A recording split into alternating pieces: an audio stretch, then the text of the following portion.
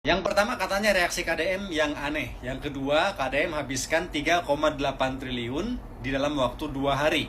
Yang 300 miliar di deposito. Itu katanya. Ini ngawur berita ini. Dari mana sumbernya? Kita jelaskan satu persatu. Jadi kisruh ini berawal dari pernyataan Pak Purbaya pada tanggal 20 Oktober 2025 yang mengatakan ada dana mengendap 234 triliun punya daerah mengendap di bank. Termasuk salah satunya dana Jawa Barat 4,1 triliun. Pak Purbaya tidak menjelaskan bahwa ini adalah data bulan September, tapi dia mengungkapkannya 20 Oktober. Jadi dianggap ini data 20 Oktober. Seolah-olah Pak Purbaya tidak update bahwa ini adalah data September, diumbar ke publik 20 Oktober. Ditambah lagi ada kata-kata seolah-olah ada main deposito, main bunga.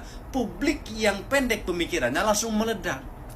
Padahal ya, ini dari mana yang 3,8 triliun dalam waktu 2 hari? Begini bro, 3,2 triliun itu dari mana? 4,1 triliun itu adalah yang dicatat BI. BI itu mencatat semua dana yang ada di bank dari suatu daerah tertentu tanpa memisahkan jenis rekeningnya.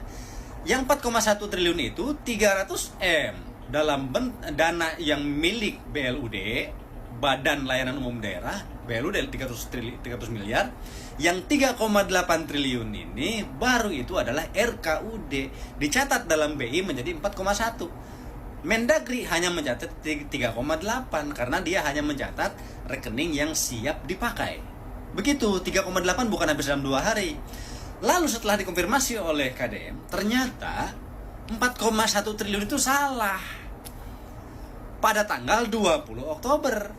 Karena data Pak Purbaya tidak update, itu data September dikeluarkan Oktober. Nah, pada tanggal 15 Oktober dana yang ada itu adalah 2,62 triliun saja.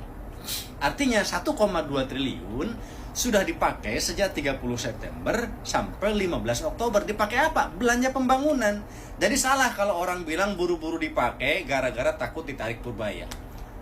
Begitu, 2,6 triliun. 2,62 triliun tuh pada tanggal 15 Oktober. Sisanya 300 triliun dalam bentuk deposito karena itu menjadi kewenangan BLUD, bukan kewenangan pemerintah daerah provinsi. Nah, yang 2,62 triliun itu dalam bentuk giro.